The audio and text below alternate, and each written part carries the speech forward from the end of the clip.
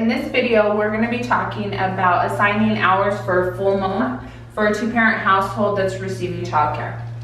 And so if we look at our rates, before I start off there, let me just state that most of the time if two-parent households are requesting childcare, one of the parents is, or both parents are working, or they're completing school. There's some kind of activity that's being done as to why they need the childcare. I want you all to be very mindful that when our participants are requesting childcare and they're a two-parent household, their hours jump from the 151 hours for not receiving childcare all the way up to 237, and 215 of those are and have to be in a core requirement. And so sometimes we might have to have those conversations with our participants so that way they know what the requirements are going to be and they're fully in the understanding that this is the number of hours that they're going to be required, and we can make sure that that's the best, that the childcare definitely is needed, I should say. And so when we're looking at the full month for two parents that are receiving childcare, we want to make sure that we're meeting both our all family and our two-parent rate.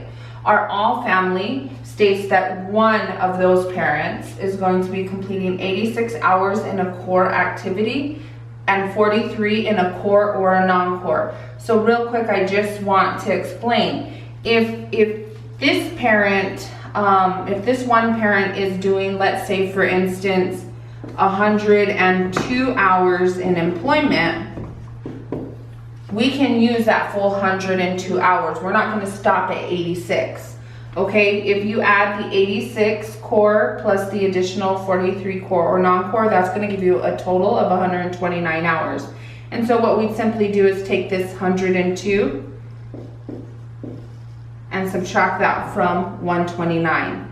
You would have 27 left to complete, and of those 27 hours, an additional activity would have to be given, but it could be in a core or a non-core activity in order to meet this all family rate.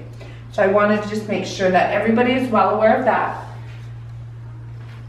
If we are looking at assigning hours for this participant, once again, we're going to be looking at the activities that are going to be best utilized for that household.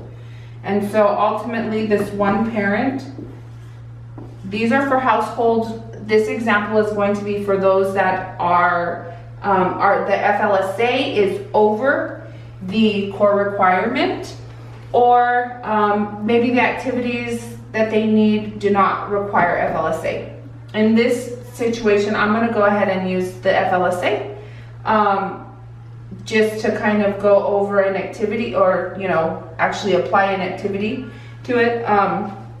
So let's say for instance parent one, they need those skills. You have plenty of FLSA to go around. You know that deeming is not going to come into play because their required core hours is under the FLSA. And so you could simply take 86 hours of work experience. If maybe they need, let's say this parent one needs a high school education. You could count that, okay? That definitely would go ahead and meet here. We're fine. Let's say, for instance, this one parent, they do not need high school education, they don't need English as a second language, they just need skills, okay? Let's say, for instance, that's what they really need, okay?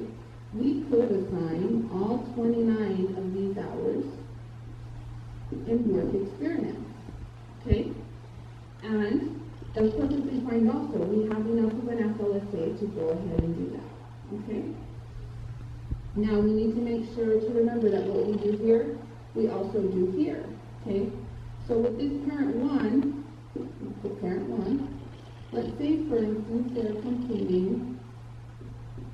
one is completing 129 hours of work experience. We have already taken care of this requirement right there, okay? And let me come back over here and just check mark. Of these 129 hours, we are meeting at least 86 of those in a core, They are also doing an additional 43 and they're in a core activity. So we have now, as long as this parent does 129 hours of work experience, they're going to complete this, okay? Now we've already, by this parent doing 129, we have checked off that one, right? That 129 core requirement. And then we have parent 2. So parent 2, we know we need to assign 86 hours in a core activity. Okay? It can be, you know, anything. It could be employment. It could be work experience because we have enough FLSA. It can be community service. You could even assign job search, and if you assigned it for 4 consecutive weeks, they don't have to do 80 hours, right? If that was job search, there's many different options that we can use, okay? And so by assigning parent 2 86 hours in a core, now we have taken care of that core requirement there. And now all we're working on is these 22 hours right there that need to be fulfilled. And so between parent 1 and parent 2, they need to complete 22 hours in a core or non-core. Okay, and remember, for our 2-parent rates, that's combined between the both. So, you know, you can look at who needs what, and then assign these 22 accordingly. If you really wanted to, you're looking at your FLSA is 263. They really need some skills. Let's say, for instance, they both really want to find a job, but they both are lacking skills, and so that's why they want this childcare. You know, this second parent, you can add this right along here, and this second parent can do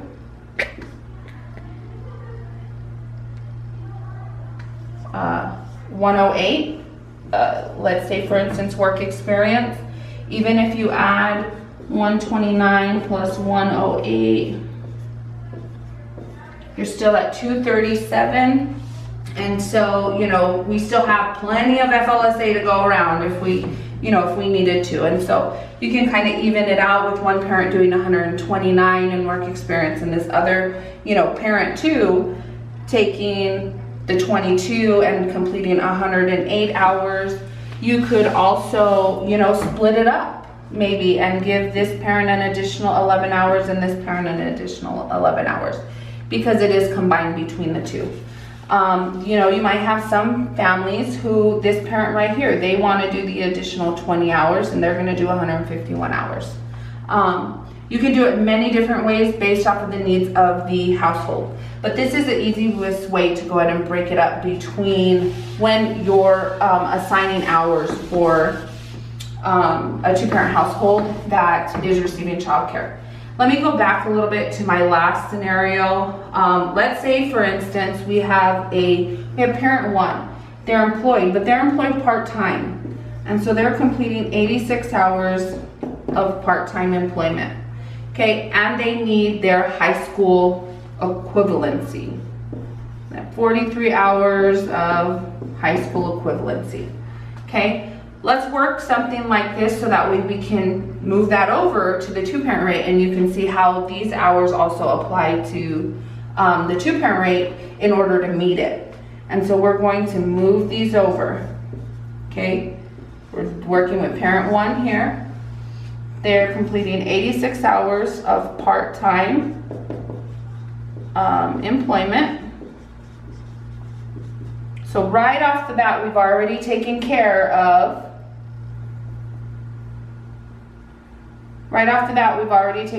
that right there, okay? Now, we're gonna move our non-core over as well. So he or she is also completing 43 hours of HSE. This is a non-core. Is there something up here that we can utilize for non-core for these 43 hours, you know, to make up these hours up here? Yes, we can. We have 22 of a core or a non-core, and he or she is actually doing 43. So we've set ourselves up initially a little bit of a cushion in the non-core area, right? So we got that taken care of. And so the 86 core, 43 non-core, they're completing here, 129, of which at least 86 is core. We've met here. Right here, we've taken care of the 86 core and the 22 core or non-core. This is the only area that we still need to work on. That's going to be parent 2. They're going to be required 129 core. Remember, we can't assign anything else but a core.